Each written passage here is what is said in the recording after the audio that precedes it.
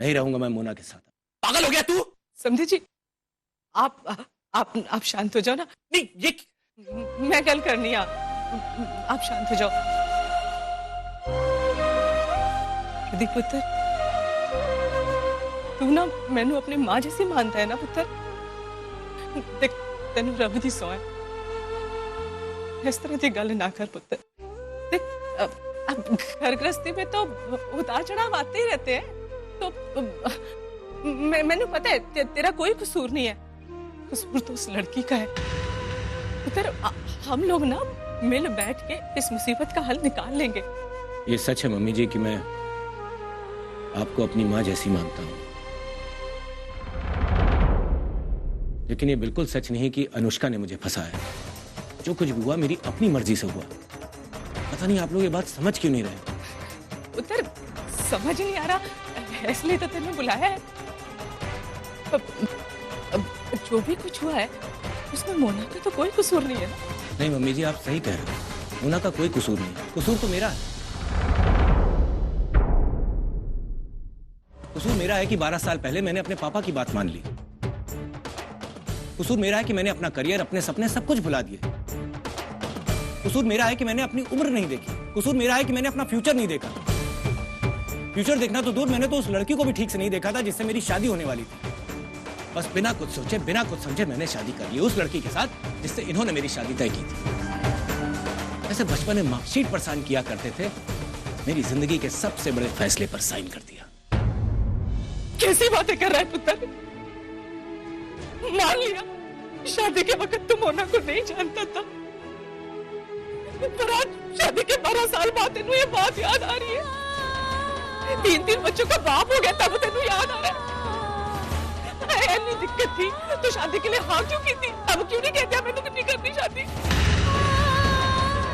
किसने तेरे हाथ पैर बांध के तो शादी नहीं कराई थी ना? मान लिया तू छोटा सी, पर दूध पीता बच्चा भी नहीं सी। नहीं था और ना ही आज हूं। इसीलिए आज भी किसी को कोई हक नहीं बनता मुझे कुछ सिखाने का, मुझे कुछ समझाने का।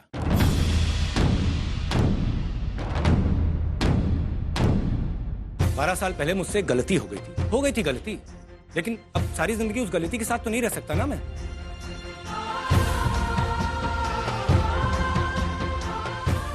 मानता हूं कि मेरी वजह से मोना को बहुत तकलीफ पहुंची है, वो मेंटली इमोशनली बहुत हर्ट हुई है, लेकिन नहीं रह सकता तो नहीं रह सकता।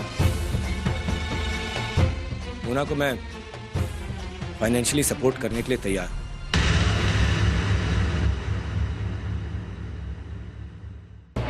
बच्चों के लिए भी जो जरूरी होगा मैं करूंगा, लेकिन अब मैं ऐसी बटी हुई जिंदगी नहीं जी सकता। मुझे घर की 4 दीवारों के बाहर निकलना है। मेरी दुनिया कुछ और है, कहीं और जाना है मुझे उसी दुनिया में जाना है जहां मेरी ग्रोथ है, जहां मेरा करियर है, जहां मेरा प्यार है।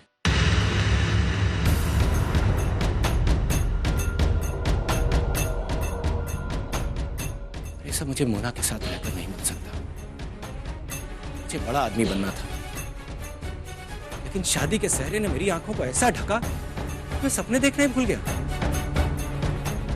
मैं अपनों को छोड़ सकता हूं, लेकिन अपने सपनों को नहीं। मेरे सपने सिर्फ अनु के साथ ही पूरे हो सकते हैं।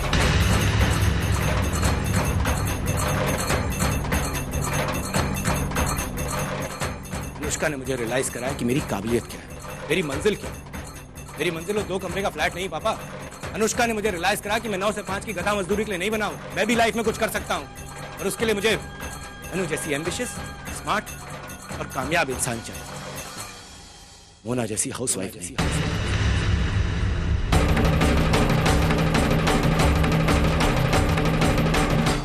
माफ करिएगा, माफ करिएगा, माफ करिएगा, माफ करिएगा। मैं अब ये रिश्ता और नहीं निभा सकता।